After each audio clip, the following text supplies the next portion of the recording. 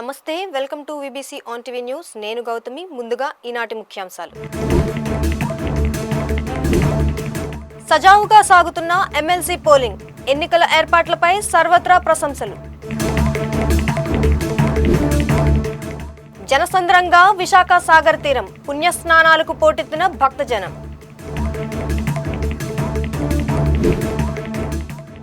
సినీ నటుడు పోసాని అరెస్ట్ అనుచిత వ్యాఖ్యలపై నాన్ బెయిలబుల్ కేసు నమోదు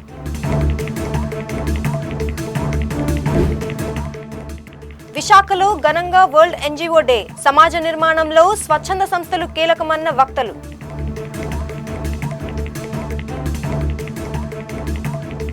రాష్ట్ర వ్యాప్తంగా వివిధ ప్రాంతాల్లో ఉపాధ్యాయ గ్రాడ్యుయేట్ ఎన్నికలు ప్రశాంతంగా జరుగుతున్నాయి. ఎన్నికలు సజావుగా నిర్వహించేందుకు ఆయా జిల్లాల కలెక్టర్లు విస్తృత ఏర్పాట్లు చేశారు. ఎక్కడా ఎటువంటి అవాంఛనీయ సంఘటనలు జరగకుండా అవసరమైన ముందస్తు జాగ్రత్తలను తీసుకున్నారు.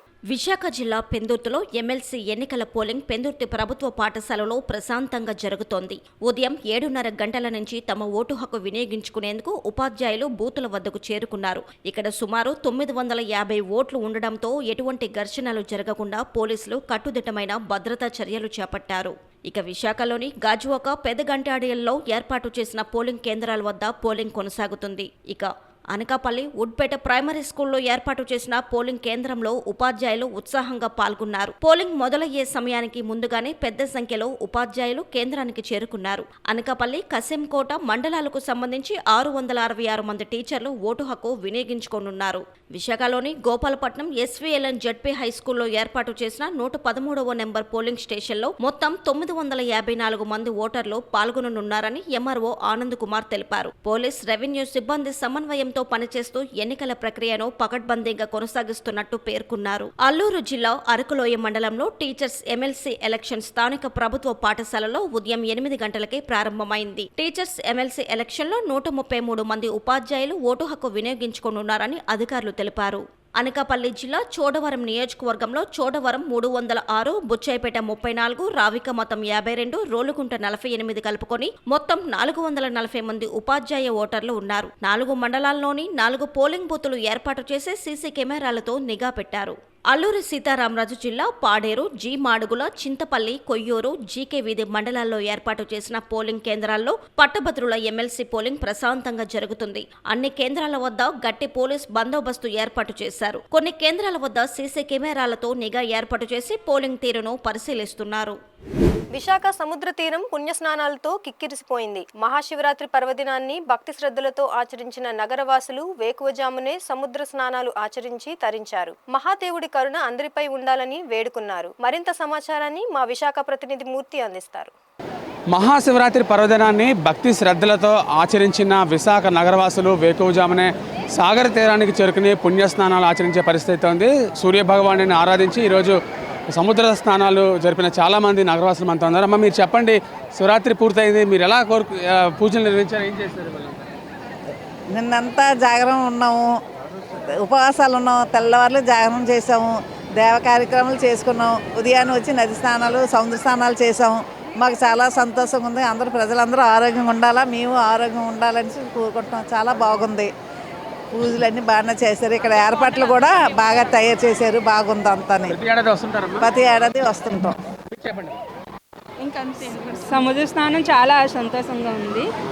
ప్రతి సంవత్సరం ఇలాగే చేయాలని కోరుకుంటున్నాం. మహాశివరాత్రి ప్రతి ఇయర్ ఇలాగే జరగాలి. మీరు చెప్పండి, మీరు ఎక్కడి నుంచి వచ్చారు? మాది వైజాగ్ అండి, మింది గ్రామం. మాది మింది గ్రామం అండి. నిన్నంతా మేము ఉపవాసం ఉండి రాత్రి జాగరం చేసాము. చేసినాక ఇప్పుడు నది సముద్ర స్నానానికి వచ్చామన్నమాట.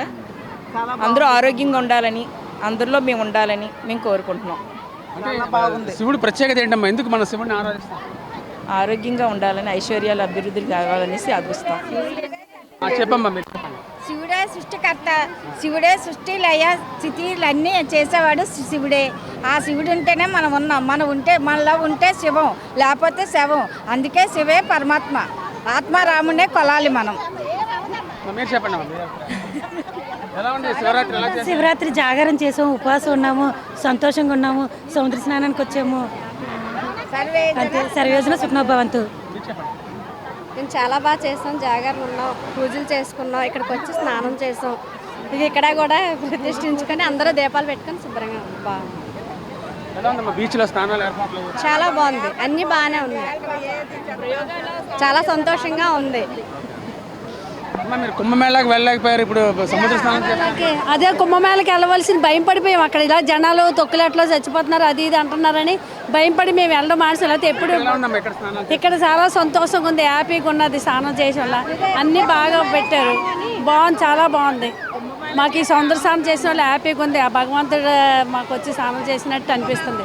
ఆ శివయ్య వచ్చి మాకు స్నానం చేసి ఒక్క మరింత చెప్పండి. కుంభమేళం స్నానం చేసినంత హ్యాపీగా ఉంది. సముద్ర స్నానం బీచ్ కాడ, వైజాగ్ బీచ్ కాడ మా కుంభమేళం స్నానం చేసినంత హ్యాపీగా ఉంది, చాలా సంతోషంగా ఉంది. అక్కడికి వెళ్ళలేకపోయినందుకు ఇక్కడ స్నానాలు చేసినందుకు మాకు చాలా సంతోషంగా ఉంది, ఆనందంగా ఉంది. కుంభమేళలో స్నానం చేసినట్టే మాకు అనిపిస్తుంది. ఇక్కడ అన్ని నదులు కలిపి సముద్రంలోనే కలుస్తాయి. అందుకు మేము ఈ సముద్ర స్నానం చేస్తే మా కుంభమేళ స్నానం చేసినట్టు తృప్తి పడ్డాం. మేము చాలా బాగుంది, సంతోషంగా ఉంది. చాలాసేపు స్నానం చేసాం, ఏం భయం పడలేదు, బాగానే ఉంది అంతా. మాకు అదే తృప్తి, కుంభమేళ వెళ్ళలేనందుకు ఇక్కడ స్నానం చేసాం, మాకు అదే తృప్తి. అదే కుంభమేళాకి వెళ్ళలేకపోయామన్న బాధ అయితే తమకు లేదు. ముఖ్యంగా ఈ సముద్ర స్నానాలు శివరాత్రి ఆరాధన ముగించుకొని చేసినందుకు తమకు ఎంతో సంతృప్తిగా ఉందని చెప్పి ఇక్కడ నగరవాసులు చెప్తున్న పరిస్థితి ఉంది. వీడియో జర్నలిస్ట్ కృష్ణతో మూర్తి, వీబీసీ ఆంటీ, విశాఖపట్నం. ప్రముఖ నటుడు వైసీపీ సానుభూతిపరుడు పోసాని కృష్ణమురళిని పోలీసులు అరెస్ట్ చేశారు. హైదరాబాద్లోని గచ్చిబౌలిలో ఆయన్ను ఏపీ పోలీసులు అదుపులోనికి తీసుకుని అన్నమయ్య జిల్లా ఊబులవారిపల్లికి తరలించారు. CM Chandrababu, deputy CM Pawan Kalyan, లోకేష్ల మీద అనుచిత వ్యాఖ్యలు చేసిన అభియోగంతో ఆయన మీద రాష్ట్రంలోని పలు పోలీస్ స్టేషన్లలో కేసులు నమోదయ్యాయి. Crime number 65/2025 under section 196, 353/2, 111 red with 3/5, BNS act 2033 non bailable కింద ఆయనకు నోటీసులు అందజేశారు. ఓబులవారిపల్లికి తీసుకువచ్చిన ఆయన్ను వైద్య పరీక్షల తరువాత రాజంపేటలోని మెజిస్ట్రేట్ కోర్టులో హాజరుపరుస్తారు.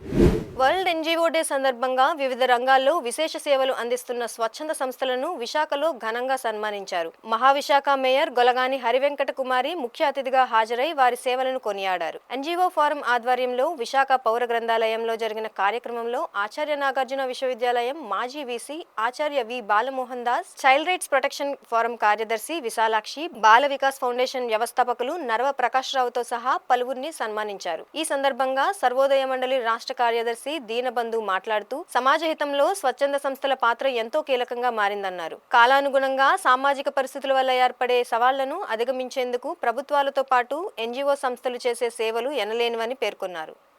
ఎన్జీఓస్ అనేవాళ్ళు భారతదేశంలో ఎన్నో ఉన్నాయి. మనకి విపత్కరమైన పరిస్థితుల్లో ప్రప్రదంగా వీళ్ళే ముందుంటారు. గవర్నమెంట్కి ఏదైనా సరే సపోర్ట్ కావాలంటే ఒక సోల్జర్స్ లాగా భారతదేశానికి సైన్యం ఎలా ఉందో ఈ ఎన్జిఓస్ అనేవాళ్ళు కూడా ఒక రకమైన సైనికులే. సమాజంలో జరుగుతున్న ఎక్కడో అట్టడుగు వర్గాల్లో ఉన్నవారికి, లేని వారికి, అంగవైకల్యం ఉన్నవారికి, ఇప్పుడు ప్రస్తుతం ట్రాన్స్జెండర్స్ మీద కూడా పనిచేసే ఎన్జిఓస్ ఉన్నాయి, HIV ఎయిడ్స్ మీద పనిచేసే ఎన్జిఓస్ ఉన్నాయి, మరి లెప్రసీ మీద పనిచేసి ఏఎంజీ వాళ్ళు ఈరోజు లెప్రసీని లేకుండా కూడా భారతదేశంలో చేశారు. పోలియో నిమిత్తమై ఆదినారాయణ గారు ఎంత సర్వీస్ చేశారు మనకి. అది ఆ రకంగా చూసుకుంటే చాలామంది ఎన్జిఓస్ ముందుండి భారతదేశంలో వారి యొక్క సహాయ సహకారాలు ఆర్థికంగా, మానసికంగా మరియు వారి యొక్క సమయాన్ని కేటాయిస్తూ ఈ దేశాన్ని ముందుకు తీసుకెళ్లే క్రమంలో ఎన్జిఓస్ ముందుంటారని, ఇక ముందు కూడా వారి యొక్క సహాయ సహకారాలు అందిస్తారని ఆశిస్తూ నాకు అవకాశం ఇచ్చినందుకు ధన్యవాదములు. నర్సీపట్నం మున్సిపాలిటీ పరిధిలోని బలిఘట్టం ఉత్తరవాహిని నదీ తీరంలో మహాశివరాత్రి సందర్భంగా గంగాహారతి వైభవంగా నిర్వహించారు. ఈ కార్యక్రమానికి స్పీకర్ చింతకాయల అయ్యన్న పాత్రుడు కుటుంబ సమేతంగా హాజరయ్యి ప్రత్యేక పూజలు నిర్వహించారు. గంగాహారతి కార్యక్రమం వేద పండితుల మంత్రోచ్చారణల నడుమ వైభవంగా కొనసాగింది. భక్తులు పెద్ద సంఖ్యలో తరలివచ్చి గంగాహారతిని వీక్షించారు. గంగామాత పూజలతో ప్రారంభమైన ఈ కార్యక్రమం హారతుల సమర్పణతో ముగిసింది. ఈ సందర్భంగా గంగానది పుష్కర గాథను పండితులు భక్తులకు వివరించారు. ఎందుకు కట్టారు, ఎందుకు కట్టవలసి వచ్చింది, ఇవన్నీ కూడా చరిత్ర ఉంది.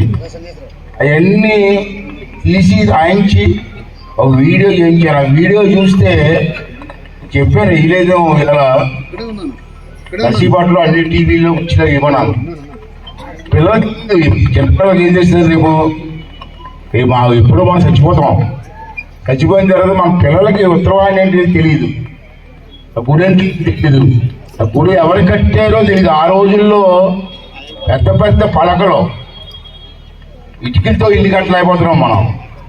అలాంటి పెద్ద పెద్ద రాళ్ళతో గుడి కట్టారు ఆ కొండ మీద. ఎలా కట్టారు, ఎవరు కట్టారు, చరిత్ర తెలుసుకోవాల్సిన అవసరం ఉంది. కావలిస్తే రేపు రాత్రి కానీ రేపు కానీ మీ టీవీ ఛానల్లో వచ్చేలా చేస్తాను, చూడండి. మనం చూడగా పిల్లలు చెప్పాలా. అంచేత చాలా పుణ్యక్షేత్రం. గత 5 సంవత్సరాలు దిక్కుమాలిపోయింది ఇది, ఎవరు పట్టించుకోలేదు. మళ్ళీ మీ అందరి ఆశీర్వాదంతో మళ్ళీ మేము ఇచ్చాం. అంటే నేను ఆఫీసులో కూర్చోబెట్టి మరి పూర్వం మాదిరిగా నేను ఉన్నాను. ఉన్నామంటూ మనకే తెలీదు, ఎప్పుడు అవుతుందో మనకే తెలీదు. దేవుడిదిగా నేను ఉన్నాను. ప్రతి సంవత్సరం కూడా ఈ హారతి కార్యక్రమం జరగాలని చెప్పి నేను నిర్ణయించుకున్నాను. అందుకే వేళ స్టార్ట్ చేయడం జరిగింది. ఎక్కడికి వెళ్తాం, గోదావరికి, రాజమండ్రి వెళ్తాం, కృష్ణాకి వెళ్తాం, ఎక్కడికో వెళ్తాం, కాశీ వెళ్తాం. కానీ మన పక్కన, మన ఇంటి పక్కన తురానికి రాం. అంటే ఇది కూడా ఒక పుణ్యక్షేత్రం. ఎప్పుడవుతుందో భగవంతుడు కూడా అనుగ్రహిస్తే తెలియదు, కానీ రాబోయే రోజుల్లో పుణ్యక్షేత్రంగా ఎదగాలన్నది నా కోరిక. అందుకే ఇక్కడ సత్యనారాయణమూర్తికి గుడి కూడా కట్టించాను. ఇక్కడికి ఒక గుడి కడితే జనం ఫ్లోటింగ్ వస్తుంది. ఆ గుడి కూడా మెయింటైన్ చేయడం కష్టమైతే ఆ గుడిని తీసుకెళ్ళి అన్నవరం దేవస్థానానికి అద్దెచ్చాను. అన్నవరం దేవస్థానానికి అయితే అది ఎక్కువ డబ్బులు ఉంటాయి, కార్యక్రమాలు చేస్తారని చెబితే మొన్న వెళ్ళి శాస్త్రోక్తంగా దత్తత కూడా ఇచ్చాను. ఇక్కడి నుంచి ఆ గుడి అంతా అన్నవరం దేవస్థానం వాళ్ళే చూస్తారు. ఇంకా ప్లాన్ ఉంది, మరి భగవంతుడు అనుకూలిస్తాడో తెలియదు. కానీ మనం ఇక్కడ పెడదామనుకున్నాం. అది కంచిపేట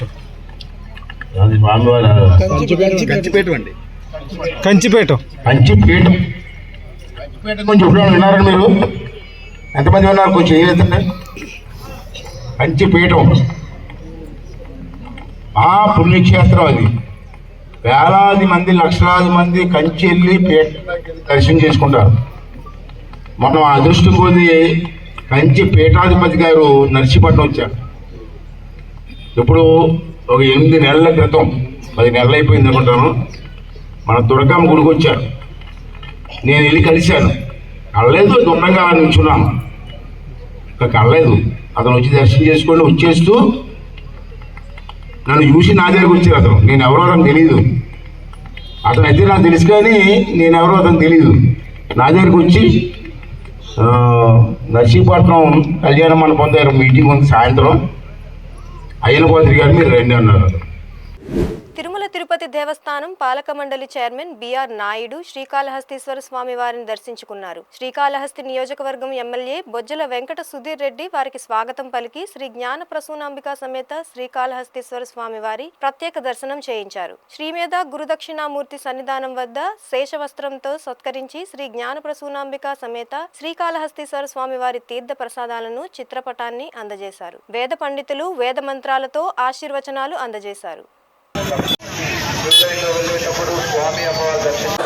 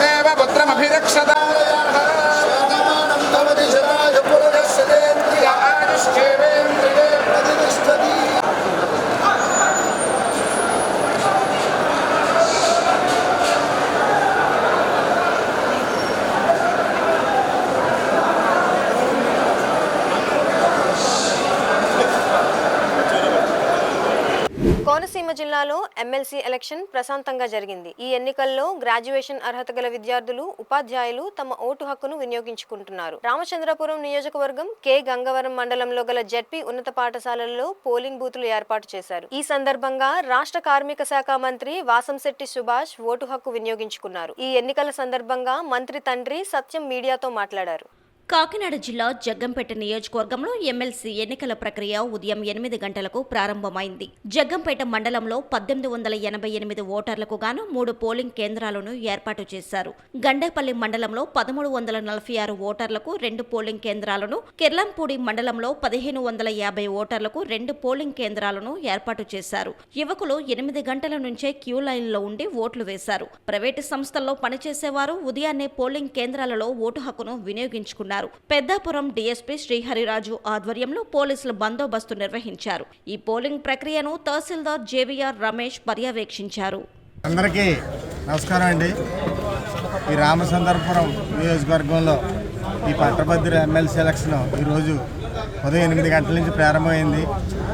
మొత్తం ఈ 14 బూతులు రామచంద్రపురం నియోజకవర్గానికి సంబంధించి 14 బూతులు కూడా చాలా ప్రశాంతమైన వాతావరణంలో ఓటింగ్ జరుగుతుంది. ఇంచుమించు ఇప్పుడు దగ్గరగా 20% ఓటింగ్, మొత్తం అన్ని కలుపుకుంటే 20% ఓటింగ్ అయింది. ఇప్పుడే ఉధృతం అవుతుంది ఓటింగు. మీకు ఇప్పటి నుంచి 4 గంటల దాకా కూడా బాగా ఉధృతంగా ఉంటుంది.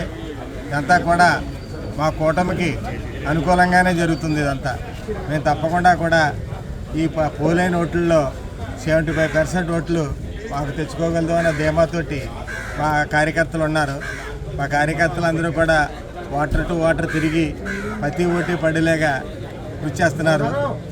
ఈరోజు మేము ఇంచుమించు కనీసం 75% ఓటింగ్ అయినా చేయాలన్న దృక్పథంతో ప్రయాణించడం జరుగుతుందండి. ఎక్కడా కూడా ఏ అవాంఛనీయ ఏ సంఘటన జరగకుండా చాలా ప్రశాంతమైన వాతావరణంలో ఈ రామచంద్రపురం నియోజకవర్గంలో 14 బూతులు కూడా నేను సందర్శించడం జరిగింది. ఈ 14 బూతులు కూడా ప్రశాంతంగా జరుగుతుంది. అంబేద్కర్ కోనసీమ జిల్లా రామచంద్రపురం మండలం ద్రాక్షారామం గ్రామంలో సత్యం వాసంశెట్టి ఫౌండేషన్ ఆధ్వర్యంలో మహాశివరాత్రి ఉత్సవాలు అత్యంత వైభవంగా నిర్వహించారు. ప్రముఖ సినిమా గాయనీమణులు మంగ్లీ, మాళవిక, వైష్ణవి, గాయకులు కృష్ణ చైతన్య ఆలపించిన భక్తి గీతాలు శ్రోతలను మంత్రముగ్ధులను చేశాయి. గోవింద్ నృత్య బృందం ప్రదర్శించిన నృత్యాలు ప్రేక్షకులను అబ్బురుపరిచాయి. గాయని మంగ్లీ భీమేశ్వర స్వామి వారిని దర్శనం చేసుకున్నారు. ఈ వేడుకల్లో అభిమానులు మంగ్లీతో సెల్ఫీ తీసుకునేందుకు పోటీ పడ్డారు.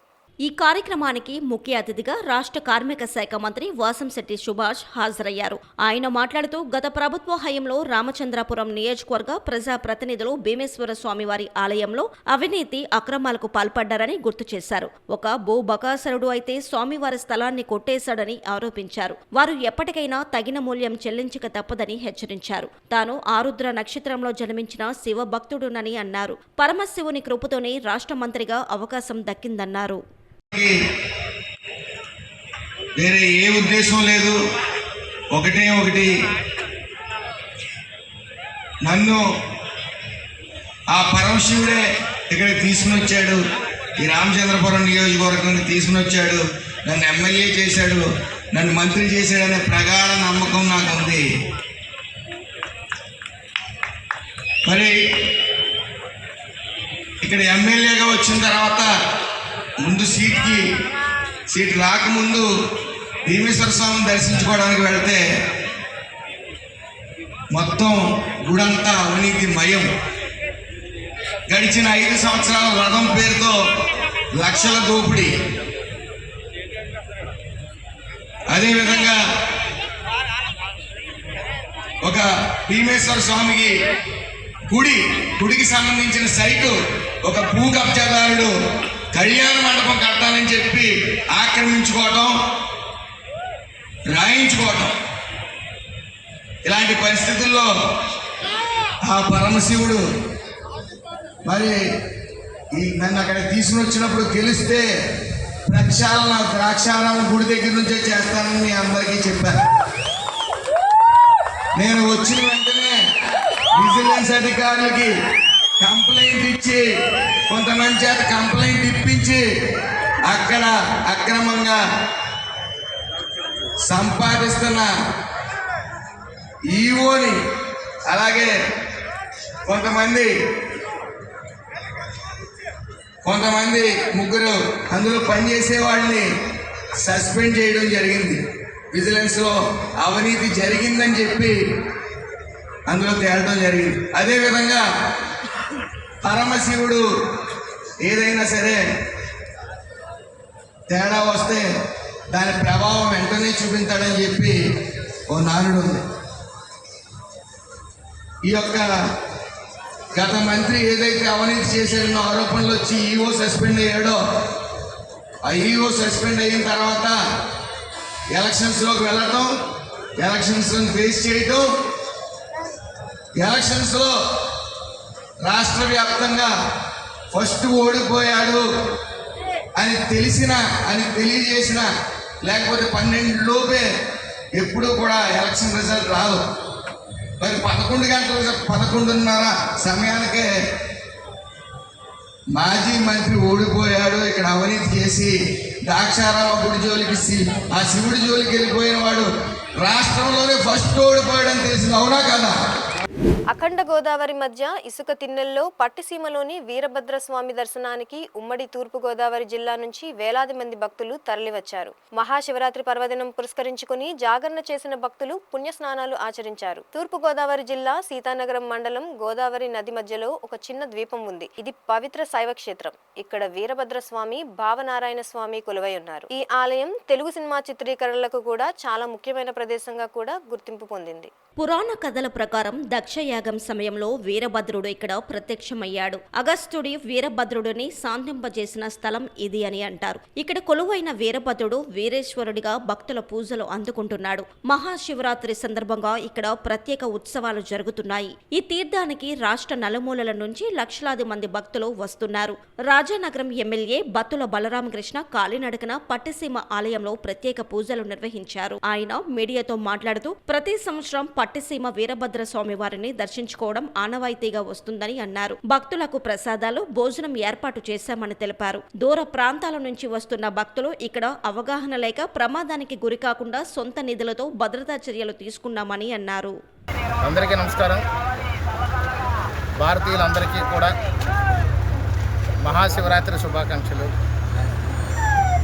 ఈ యొక్క రాజానగరం నియోజకవర్గానికి, అటు పోలవరం నియోజకవర్గానికి మధ్యలో గోదావరి మధ్యలో వెలసినటువంటి శ్రీ భద్రకాళి సమేత వీరభద్ర స్వామి వారిని మహాశివరాత్రి పర్వదినాన్ని దర్శించుకోవడం పూర్వజన్మ సుకృతంగా భావిస్తున్నాను. గతంలో కూడా వీలున్నప్పుడల్లా ప్రతి శివరాత్రికి కూడా మ్యాక్సిమం వచ్చి స్వామివారిని దర్శించుకుని తీర్థప్రసాదాలు స్వీకరించి ఈ యొక్క పరిపూర్ణ అనుగ్రహం పొందడం నాకు అలవాటుగా ఉంది. గత 93వ సంవత్సరం నుంచి కూడా నేను వస్తుంటాను. అందులో భాగంగా ఈ సంవత్సరం కూడా స్వామివారిని దర్శించుకున్నాను. గత సంవత్సరంలో ఖచ్చితంగా ప్రజాసేవ చేసే భాగ్యాన్ని కల్పించమని స్వామివారిని వేడుకోవడం జరిగింది. దానికి స్వామివారి అనుగ్రహం ఇచ్చి ఈ ప్రజాసేవ చేసుకోవడానికి అనుగ్రహం ఇచ్చారు. దానిలో భాగంగానే ఈ యొక్క స్వామివారిని దర్శించుకునే ప్రతి ఒక్కరికి కూడా నడక దారి, ఈ ట్రాక్టర్లు వెళ్ళే దారి బాగుండాలని చెప్పి ఒక మంచి మార్గాన్ని కూడా ఏర్పాటు చేయించాను నా సొంత ఖర్చులతో. అదేవిధంగా ఎవరైతే బాటచారులు ఉన్నారో దాహత్తును తీర్చడానికి 50,000 బటర్ మిల్క్ ప్యాకెట్లని, 50,000 మంచినీళ్ళ ప్యాకెట్లు కూడా ఏర్పాటు చేశాం. రాత్రిపూట ఈ యొక్క భక్తులు వెళ్ళడానికి లైటింగ్ లేక ఇబ్బంది పడతారు కాబట్టి లైటింగ్ని కూడా ఏర్పాటు చేసాం. ఈ ఎండలో ఇబ్బంది పడతారని అక్కడక్కడ కూడా టెంట్లు ఏర్పాటు చేసి అందులో మంచినీళ్ళ సదుపాయాలు కూడా ఏర్పాటు చేసాం. సైడ్ ఎక్కడైతే వాటర్ ఉందో ఆ సైడ్లన్నింటిలో కూడా ప్రమాదవశాత్తు ఆ యొక్క గోదావరిలో పడిపోకుండా ఉండే విధంగా బారికేడ్స్ కూడా నా యొక్క సొంత నిధులతో ఏర్పాటు చేసి భక్తుల సౌకర్యార్థం, పుణ్యం కోసం భక్తుల సౌకర్యార్థం నా బాధ్యతగా రాజానగరం నియోజకవర్గ ప్రజలందరూ కూడా ప్రయాణించడానికి మార్గాన్ని సుగమం చేసాం. నాకు కూడా వాళ్ళతో పాటు దర్శన భాగ్యం దొరికింది. నేను కూడా ఇప్పుడే స్వామివారిని దర్శించుకొని బయటకు వచ్చాను. భక్తి పారవస్యంతో ఓ యువకుడు శివాలయంలో శివుని చిత్రం వేశాడు. కాకినాడ జిల్లా గండేపల్లిలో గల ఉమాచంద్రశేఖర స్వామి ఆలయంలో శివరాత్రి సందర్భంగా గండేపల్లి గ్రామానికి చెందిన వీరమల్ల సాయి గణేష్ ఆలయ ప్రాంగణంలో శివుని చిత్రం వేసి ఆకర్షణీయంగా రంగులు అద్దాడు. ఆలయానికి వచ్చిన భక్తులు మనోహరంగా ఉన్న ఈ చిత్రం చూసి పులకరించిపోయారు. ఈ చిత్రం గీసిన యువకుడిని పలువురు భక్తులు అభినందించారు.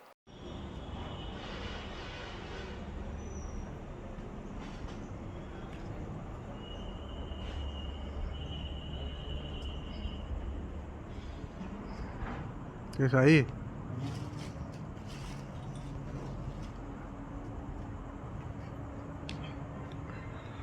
తెలంగాణలోని ఉమ్మడి నల్గొండ, ఖమ్మం, వరంగల్ జిల్లాల టీచర్స్ ఎమ్మెల్సీ ఎన్నికలు ప్రశాంతంగా జరిగాయి. అశ్వారావుపేట డివిజన్ పరిధిలో గల 5 మండలాల్లో మొత్తం 186 ఓట్లు ఉన్నాయి. ఈ మండల కేంద్రాలలో ఉదయం 8 గంటలకు పోలింగ్ మొదలవగా చాలాసేపటి వరకు పోలింగ్ మందకొడిగా సాగింది. పోలింగ్ కేంద్రాల వద్ద పోలీసులు పటిష్ట భద్రత ఏర్పాటు చేశారు. సాయంత్రం 4 గంటల వరకు పోలింగ్ జరగనుంది. పోలింగ్ కేంద్రాల వద్ద ఓటర్ హెల్ప్ డెస్క్లు ఏర్పాట్లు చేశారు.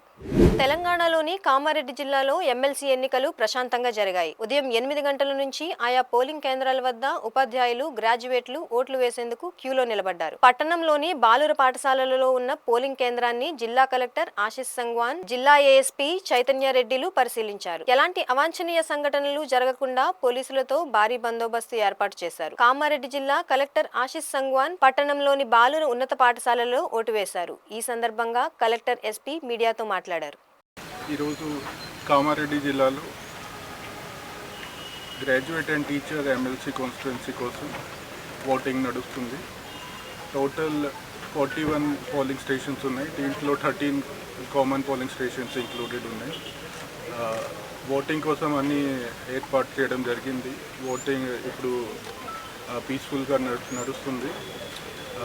ఎంసీసీ టీమ్స్ యాక్షన్లో ఉన్నాయి. తర్వాత I request all voters to come and use their right to vote.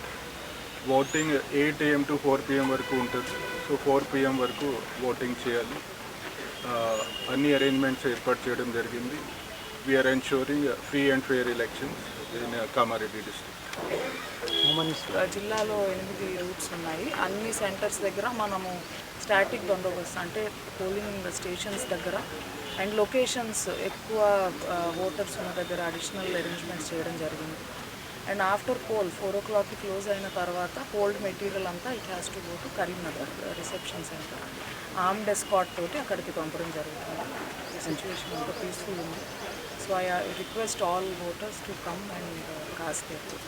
Bhadradri Kothagudem జిల్లా పాల్వంచ మండలం దంతేలబోర ఎస్సీ కాలనీ పంచాయతీ సీతారాంపురం గ్రామంలో ఆదివాసీ పిల్లలకు స్త్రీ శక్తి ఫౌండేషన్ ఆధ్వర్యంలో సేవా కార్యక్రమాలు నిర్వహించారు. ఫౌండేషన్ సభ్యురాలు ఎం ఉమాకుమారి వారికి పలకలు, బలపాలు, బిస్కెట్ ప్యాకెట్లు పంపిణీ చేసి స్వయంగా భోజనాలు వడ్డించారు. అనంతరం ఆమె పిల్లలు గ్రామస్తులతో కలిసి ముచ్చటించారు. దంతేలబోర నుంచి సుమారు 2 కిలోమీటర్ల దూరం అడవిలో కనీసం సరైన రహదారి సౌకర్యం కూడా లేని ఆ గ్రామానికి చాలా ఓపికతో నడిచి వెళ్లడం విశేషం. గిరిజనులు జీవన విధానాన్ని చూసి స్త్రీ ఫౌండేషన్ సభ్యులు చలించిపోయారు. స్త్రీ శక్తి ఫౌండేషన్ ఇక్కడ తరచూ సేవలు అందించడం పట్ల ప్రజలు హర్షం వ్యక్తం చేస్తున్నారు.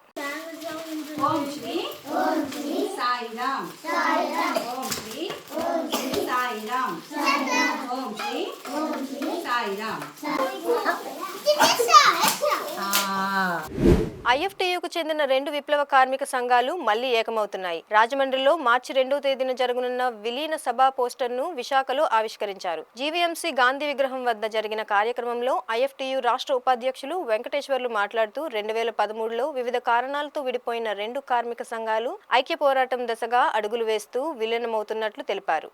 నా పేరు వెంకటేశ్వర్లు, ఐఎఫ్టీయూ రాష్ట్ర ఉపాధ్యక్షుడిని. ఈ మార్చి 2వ తేదీ నాడు ఐఎఫ్టీయూల 2 సంస్థల విప్లవ సంస్థల విలీన సభ రాజమండ్రిలో జరగబోతూ ఉంది. 2013లో ఈ సంస్థలో కొన్ని రకాల అభిప్రాయ భేదాలు వచ్చి విడిపోవడం జరిగింది. తిరిగి ఈనాడు దేశంలో, రాష్ట్రంలో పెద్ద ఎత్తున కార్మిక వ్యతిరేక చర్యలు చేపడుతున్న నేపథ్యంలో, ముఖ్యంగా 4 లేబర్ కోడ్లను తీసుకొచ్చి కార్మిక వర్గాలను కాలరాస్తున్న నేపథ్యంలో 2 విప్లవ కార్మిక సంఘాలు ఐక్యం కావాలని నిర్ణయం తీసుకోవడం జరిగింది.